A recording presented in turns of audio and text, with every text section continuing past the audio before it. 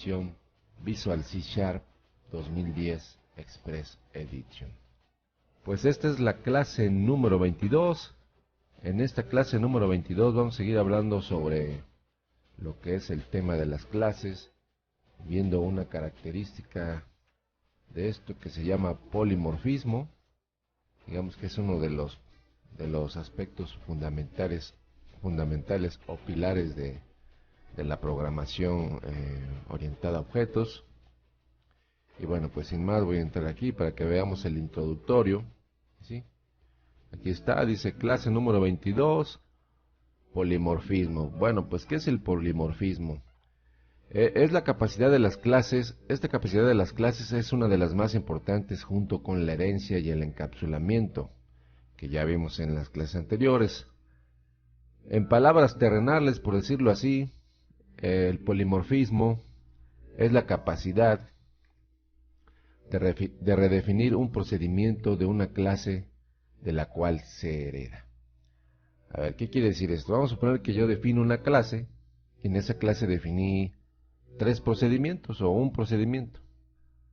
Resulta que ese procedimiento, cuando yo hago otra clase de la cual heredo de la clase que ya mencioné, ese procedimiento no debe de funcionar exactamente igual para la clase que acabo de definir. Entonces lo que hago es redefinirlo, ¿sí?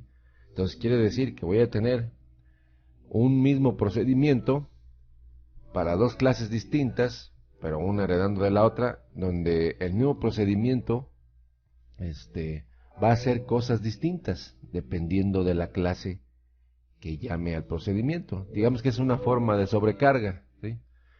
De sobrecarga de una función. Nada más que esta sobrecarga se realiza cuando en una clase que hereda de otra, ¿ok? Ahorita lo vamos a ver más claro con el ejemplo. Dice, el polimorfismo se realiza utilizando 2 palabras reservadas. Una es virtual y la otra es override. Aquí está mal escrito override, ¿sí? La palabra virtual se utiliza para indicar que un procedimiento puede ser modificado por una clase derivada. Era lo que les estaba diciendo. Si nosotros escribimos un procedimiento en una clase base y sabemos que ese procedimiento lo puede utilizar una clase derivada y modificarlo, entonces vamos a declararla virtual.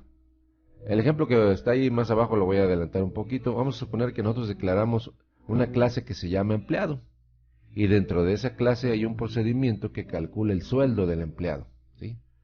Posteriormente nosotros declaramos una clase que se llama docente, y esa clase docente hereda muchas características, hereda de empleado, pero el cálculo del sueldo no es exactamente igual que el del empleado. Entonces, en ese caso tenemos que declarar ese procedimiento virtual para poderlo override, usando la palabra que está aquí abajo, para poderlo redefinir en la clase nueva y que haga una labor distinta a la de la clase base, ¿sí? Entonces, override es la otra palabra. Esta se utiliza cuando estamos modificando el procedimiento de una clase virtual, ¿sí? Modificar una clase, bueno, un procedimiento, aquí dice una clase, un procedimiento sería. ¿Ok? Entonces vamos a ver aquí el ejemplo, un ejemplo antes de entrar al ejemplo del código. Vamos a poner que yo defino una clase que se llama empleado, ¿sí? Esa clase tiene una propiedad, una variable que se llama sueldo, y aquí es donde les digo, este es el método virtual. Aquí declaro un public virtual void sub calcula sueldo, donde este procedimiento sé que para el empleado va a ser de una forma, pero si alguien hereda esta clase, el cálculo del sueldo ya no va a ser el mismo, ¿sí? Entonces se redefiniría el procedimiento calcula sueldo para que lo calculara para el docente, por ejemplo, ¿sí? Entonces dice aquí en el anterior ejemplo se declara una clase de la cual tiene un procedimiento virtual, el cual puede ser modificado posteriormente para permitir el polimorfismo, ¿sí? Dice, ahora veremos en el código cómo declarar una clase llamada claDocente, en la cual el cálculo del sueldo es distinto, por lo que se tiene que override, o sea, o redefinir el procedimiento subcalcula sueldo. Claro que alguien puede decir que pues se puede poner un procedimiento que se llame distinto y con eso ya solucionamos el problema, ¿no? Pero ese es el objetivo de no estar escribiendo funciones distintas ni de reescribir código, ¿no? Si yo ya tengo una función que se llama subcalcula sueldo, pues ¿para qué voy a poner otra que diga subcalcula sueldo docente? Si ya sé que, por ejemplo, la de variable que la voy a definir, pues la voy a definir de una clase docente, por ejemplo, aquí en este ejemplo. Y ya sé que pues si calculo el sueldo estoy hablando de calcular el sueldo del docente. ¿Ok? Bueno, pues antes de entrar a explicar el código y verlo funcionar, voy a hacer una pausa. Pues ya estoy aquí de regreso. Vamos a terminar con esta clase de polimorfismo, que es muy interesante. Y bueno, pues vamos a ver las clases planteadas para el ejemplo y ver cómo podemos aplicar el polimorfismo. Bueno, pues aquí tengo una clase que se llama empleado. La clase se llama empleado base. Dentro de esta clase tengo una variable protegida que se llama sueldo y que vale 300. Aquí definí un procedimiento virtual, y ya desde aquí viene lo especial, ¿sí? Para poder hacer un override